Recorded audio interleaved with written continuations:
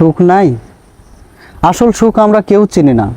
সুখ জিনিসটা আসলে কি, এটা কিভাবে অর্জন করতে হয়, আর আপনার জীবনে কতক্ষণ থাকতে পারে, এগুলো সম্পূর্ণ বিষয় বুঝতে হলে এই পুরো ভিডিওটি শেষ পর্যন্ত দেখতে হবে। সুখ আসলে জীবনের কোনো শেষ গন্তব্য নয়।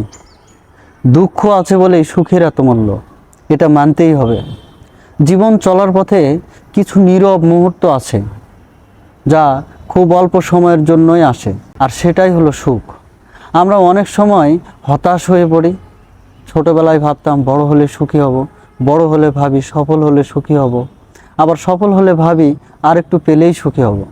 আসল কথা হচ্ছে, যার যত চাহিদা তার তত দুঃখ। আপনার চাহিদা নাই, আপনার দুঃখও নাই।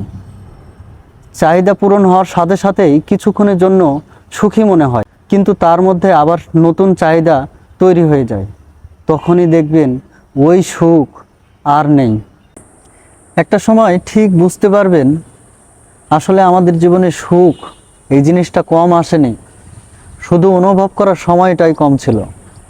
এখন নিজেকে একটা প্রশ্ন করুন তো, আমরা এই সুখ খুঁজতে খুঁজতে সেই সুখের মুহূর্তগুলোই হারিয়ে ফেলছি না তো? আমরা ভবিষ্যতের চিন্তায় এত বেশি চিন্তিত যে বর্তমানে সুন্দর মুহূর্তগুলোকেই বিদায় দিয়ে দিই।